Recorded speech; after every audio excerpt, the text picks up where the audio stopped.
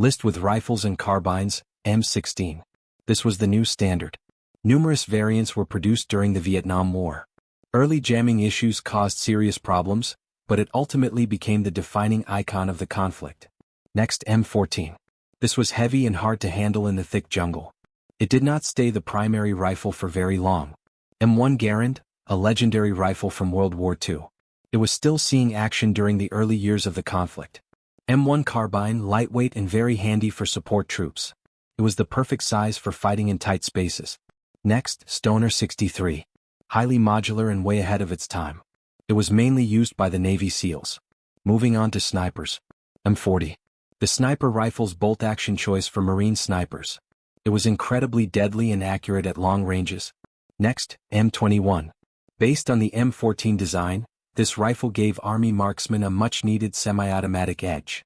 M1903A4 Springfield, a World War II-era sniper rifle, was still used during the Vietnam War, serving U.S. marksmen operating quietly through dense jungle terrain.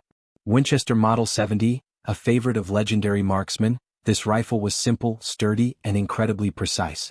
Machine guns and automatic weapons. Continuing with machine guns and automatic weapons, M60, often called the Pig. It provided heavy fire for the squad, but was a real beast to carry through the mud. M2 Browning, the legendary 50 caliber machine gun, dominated the Vietnam War, shredding enemy positions when fired from vehicle and helicopter mounts with overwhelming firepower. The next one, M1919A6, a modified light version of a classic design. It was getting old but still packed a significant punch. The next one, M1918 Bar, the heavy hitter from the World Wars. It offered serious firepower for a single soldier on the move. M134 minigun, capable of firing thousands of rounds per minute, became iconic in the Vietnam War, turning jungle nights into a terrifying wall of lead from helicopters.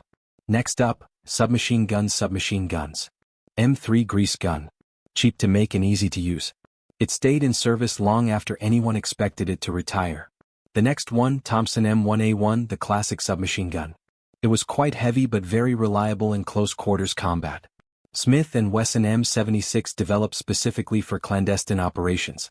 It was a compact choice for special forces teams. Carl Gustaf M45, often called the Swedish K, was favored during the Vietnam War for its exceptional reliability, performing flawlessly in wet, muddy jungle conditions. Ingram Mac-10. This was extremely small and incredibly fast-firing. It was mostly seen in the hands of specialized units. Madsen M50, a simple submachine gun with a folding stock, saw limited use during the Vietnam War, but proved effective and maneuverable despite its compact size. Shotguns. Now let's look at shotguns. IA Model 37, a reliable pump-action shotgun. Its bottom ejection port kept dirt and debris out of the moving parts. Remington 870, a civilian favorite that went to war. It remains one of the most trusted shotguns ever produced. Winchester Model 12, an older design that still worked perfectly. It was known as a great repeater for clearing the jungle. High Standard Model 10, a unique bullpup shotgun design.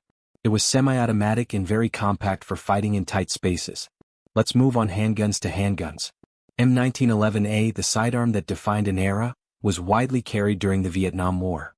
Valued for its stopping power and trusted after decades of service in leather holsters. Smith & Wesson Model 10, a standard-issue revolver. It was simple, sturdy, and almost never failed when it mattered. Smith & Wesson Model 39, one of the first modern 9mm pistols. It was used by specialized teams for its slim profile. Next, Browning High Power, a high-capacity classic. It was used by various forces for its excellent feel and reliability. Now this is the High Standard HDM. This suppressed pistol was whisper quiet. It was the primary choice for top-secret missions. QSPR, designed specifically for Vietnam War tunnel rats. A quiet special-purpose revolver firing tiny tungsten pellets for deadly effectiveness in cramped underground combat. M1917 Revolver, a massive handgun from World War I. It was still used by some troops because of its stopping power. Continuing with grenade launchers, M79, nicknamed the Blooper, it gave the Common Infantry Squad the portable power of a mini-mortar.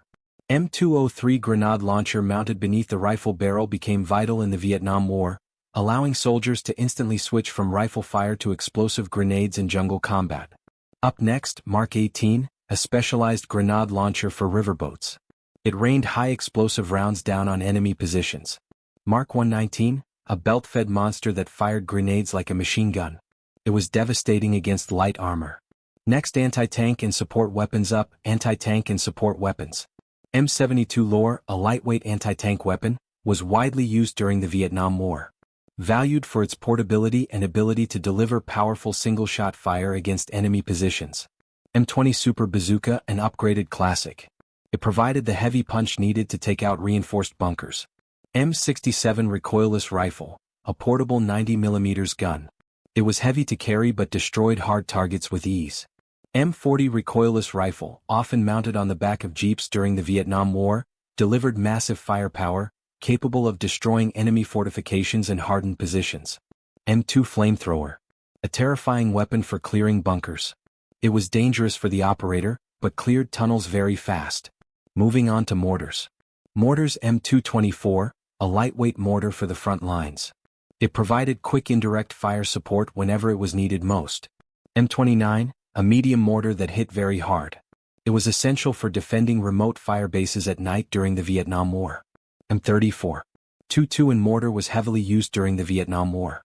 Difficult to move but delivering devastating explosive power against enemy positions and jungle fortifications.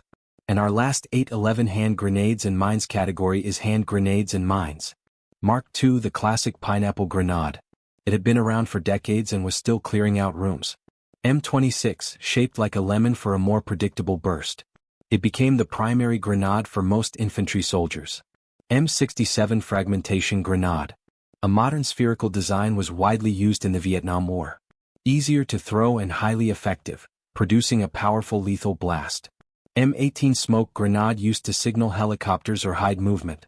It came in many colors for different radio codes. M34 White Phosphorus, known as Willie Pete. It created intense heat and thick smoke to flush out the enemy. An M14 TH3, an incendiary grenade for destroying equipment. It burned hot enough to melt right through solid steel.